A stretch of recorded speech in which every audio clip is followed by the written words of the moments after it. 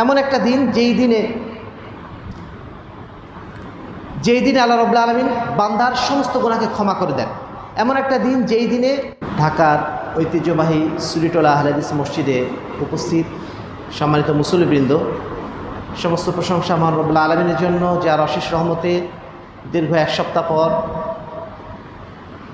আমরা পুনরায় সুস্থ হালাতে নিরাপত্তার সাথে সপ্তাহের এই সর্বশ্রেষ্ঠ দিন পবিত্র জুমার দিনে আল্লাহ রাব্বুল আলামিনের সর্বশ্রেষ্ঠ স্থান, পৃথিবীতে আল্লাহ রাব্বুল আলামিনের সর্বশ্রেষ্ঠ স্থান মসজিদে এসে উপস্থিত হতে পেরেছি। যে আল্লাহ রাব্বুল আলামিন আমাদেরকে এই সুযোগ দানে ধন্য করেছেন, তার উদ্দেশ্যে আমরা অন্তঃস্থল থেকে শুকরিয়া আদায় করছি, আলহামদুলিল্লাহ।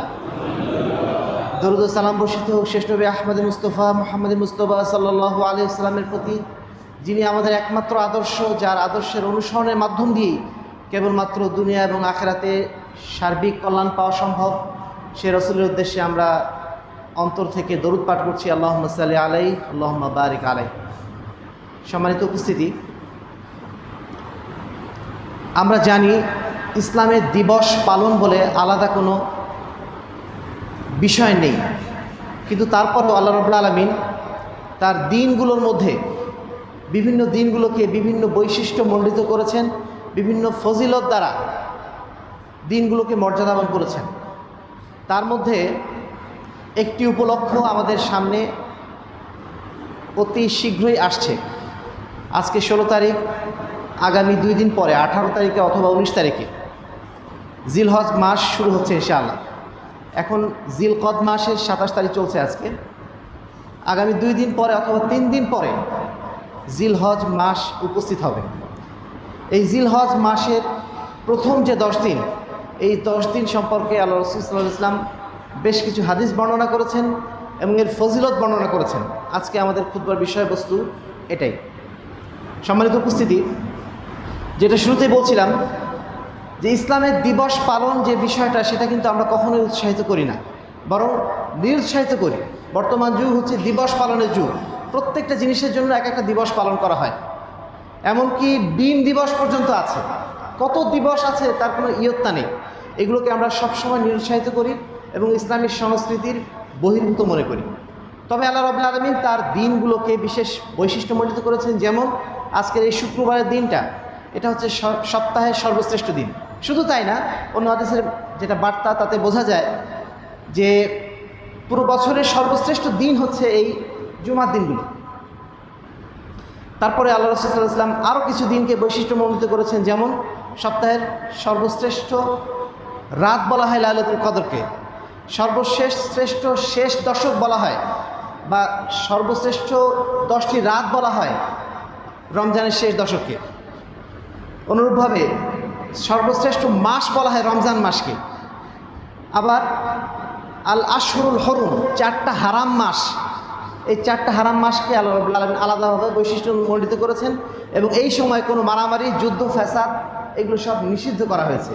সেই মাসগুলো কি কি? জিলকদ, জিলহজ, তারপরে রজব, তারপরে কি মুহররম, সম্ভবত আরেকটা মাস একটু পরে। এই 4টি মাসকে আল্লাহ রাব্বুল আলামিন আলাদাভাবে আবার বৈশিষ্ট্যমণ্ডিত করেছেন। ঠিক তেমনইভাবে সামনে যে জিলকদ মাস আসছে, জিলকদ মাসের প্রথম 10টা দিন আল্লাহ রাব্বুল আলামিন বিশেষ বৈশিষ্ট্যমণ্ডিত করেছেন। এবং এর মধ্যে এমন একটা দিন আবার আছে, ইয়ৌমে আরাফা। এটাকে সর্বশ্রেষ্ঠ দিন বলা হয় বছরে। যদিও এটা নিয়েও ইখতিলাফ আছে। কেউ বলছেন না, কুরবানির ঈদ, অর্থাৎ কুরবানি ঈদের দিনটাকে ইয়ৌমুন নাহার যেটাকে বলা হয়, কুরবানি ঈদের দিনটা হচ্ছে সর্বশ্রেষ্ঠ দিন। কিছু ইখতিলাফ আছে। তো যাই হোক, যেটা বলতে চেয়েছিলাম, আল্লাহ রাব্বুল আলামিন এই দিনগুলোকে বৈশিষ্ট্যমণ্ডিত করেছেন। এর সপক্ষে সূরা কাসাসের 68 নম্বর আয়াতে আল্লাহ বলছেন, ওয়ারাব্বুকা ইয়াখলুকু মা ইয়াশা, তোমার প্রভু যা খুশি তিনি সৃষ্টি করেন, ওয়ায়াখতার, এবং যে সৃষ্টিগুলো তিনি করেছেন তার মধ্যে তিনি কিছু জিনিসকে বৈশিষ্ট্যমণ্ডিত করেন, কিছু জিনিসকে আলাদা মর্যাদায় অভিষিক্ত করেন। তো সেই রকম একটি দিন আসতে যাচ্ছে জিলকদ মাসের প্রথম 10টি দিন। এই 10টি দিনের ফজিলত সম্পর্কে আল্লাহ রাসূল বলছেন, ইবনে আব্বাস রাদিয়াল্লাহু তাআলা আনহু বলেন, মা মিন আইয়ামিন আল আমালুস সালিহ ফিহা আহাব্বু ইলাল্লাহি মিন হাদিল আইয়াম, অর্থাৎ অন্য সমস্ত দিনের তুলনায় আল্লাহ রাব্বুল আলামিনের কাছে এই দিনগুলোতে ভালো আমল করার মতো প্রিয় কাজ আল্লাহ রাব্বুল আলামিনের কাছে আর কিছু নেই। ক্বালু ইয়া রাসূলুল্লাহ, সাহাবায়ে কেরাম তারা প্রত্যেক সময় আল্লাহ রসুলকে জিজ্ঞাসাবাদের উপর রাখতেন। তারা আল্লাহ রসুলকে বললেন, হে আল্লাহ রসুল, জিহাদ করলেও কি সেটা উত্তম হবে না এই দিনগুলোর চেয়ে? আল্লাহ রসুল সাল্লাল্লাহু আলাইহি ওয়াসাল্লাম বলছেন, ওয়ালাল জিহাদ ফি সাবিলিল্লাহ, এমনকি জিহাদের চেয়েও এই দিনগুলোতে সৎ আমল করাটা আল্লাহর কাছে বেশি প্রিয়।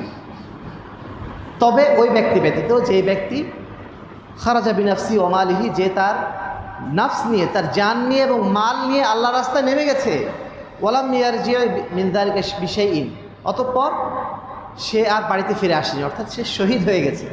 কেবলমাত্র শাহাদাতের মর্যাদাটাই এই দিনে সৎ আমল করার চেয়ে বেশি গুরুত্বপূর্ণ, বেশি আল্লাহর কাছে ফজিলতপূর্ণ।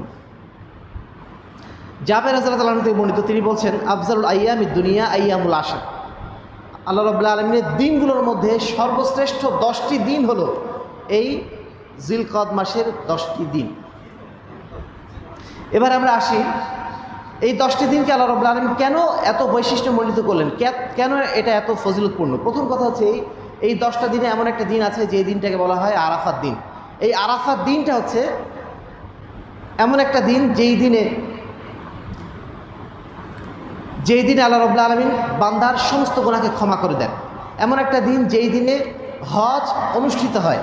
এমন একটা দিন যেই দিনে এমন একটা আয়াত নাজিল করা হয়েছিল, যেই আয়াত নাজিল করার পরে ইহুদিরা বলেছিল, যদি এই দিন মানে এই আয়াতটি আমাদের উপর নাজিল হতো তাহলে এই দিনটাকে আমরা ঈদ হিসেবে ঘোষণা করে দিতাম। সে আয়াতটা কি? আলিয়াউমা আকমালতু লাকুম দীনাকুম ওয়া আতমামতু আলাইকুম নিয়ামাতি ওয়া রাদিতু লাকুমুল ইসলাম দীনা। যে আয়াতের মাধ্যম দিয়ে ইসলামের পরিপূর্ণতা ঘোষণা করা হয়েছিল, সেই পরিপূর্ণতা ঘোষণা করা হয়েছিল ইয়াউমে আরাফাত দিন, আরাফাতের দিন। আর এই কারণেই এই দিনটা বিশেষ বৈশিষ্ট্যমণ্ডিত। আল্লাহ রাসূল বলছেন, এই দিনে যে রোজা রাখবে, সিয়াম রাখবে, অর্থাৎ যারা হজের অবস্থায় থাকবে না, হজের বাইরে যারা থাকবে, তারা যদি এই দিনটাতে সিয়াম রাখে তাহলে আল্লাহ রাসূল বলছেন ইউকাফিরুস সানা আল মাদিয়া ওয়াল কাদিমা, তাহলে আল্লাহ রাব্বুল আলামিন তার অতীতের 1 বছরের গুনাহ এবং ভবিষ্যতের আরেক বছরের গুনাহ মাফ করে দেবে। সুবহানাল্লাহ। সম্মানিত উপস্থিতি, প্রথম কারণ তাহলে এটাই যে এই 10টা দিনের মধ্যে এমন একটা দিন রয়েছে যে এই দিনটা হচ্ছে ইয়াউমে আরাফা বা আরাফাত দিন। দ্বিতীয়ত, এই 10টা দিন প্রসঙ্গে আল্লাহ রাব্বুল আলামিন সূরা ফজরে কিছু আয়াত নাজিল করেছেন এবং কসম করেছেন। আল্লাহ বলছেন ওয়াল ফাজর ওয়া লায়ালিন আশর, ফজরের কসম, উষার কসম এবং 10টি দিনের কসম। ওয়া লায়ালিন আশর, 10টি রাতের কসম। এই 10টি রাত বলতে কোন 10টি রাত? মুফাসসিরিনে কেরাম অধিকাংশ এই বিষয়ে একমত, এটা হচ্ছে যুলহিজ্জা মাসের প্রথম 10টা দিন। এবং ইবনে কাসির রাহিমাহুল্লাহ তিনি বলছেন এটাই সর্বাধিক বিশুদ্ধ এবং সহিহ মত। এই দিনগুলোকে যেহেতু আল্লাহ রাব্বুল আলামিন কসম করেছেন, আল্লাহ রাব্বুল আলামিন যখন কোনো বিষয়ে কসম করেন তখন ধরে নিতে হবে সেটা অত্যন্ত গুরুত্বপূর্ণ বিষয়। যেহেতু এই 10টা দিনে তিনি কসম করেছেন, তার মানে এই 10টা দিন তার কাছে অত্যন্ত মর্যাদাপূর্ণ। 3 নম্বর যে বিষয় সেটি হচ্ছে আল্লাহ রাব্বুল আলামিন এই দিনগুলোতে তার স্মরণ করার জন্য বিশেষভাবে নির্দেশ দিয়েছেন। আল্লাহ বলছেন ওয়ায়াযকুরু ইসমাল্লাহি ফি আইয়ামি মালুমাতিন আলা মা রাযাকাহুম মিন বাহিমাতিল আনআম।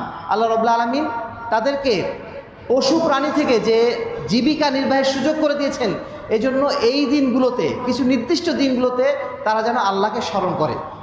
সূরা হজের 28 নম্বর আয়াত। ইবনে আব্বাস রাদিয়াল্লাহু আনহু, ইবনে ওমর রাদিয়াল্লাহু আনহু তারা বলছেন যে এই আইয়ামু মালুমাত অর্থাৎ কিছু নির্দিষ্ট দিন বলতে বোঝানো হয়েছে এই 10টা দিন।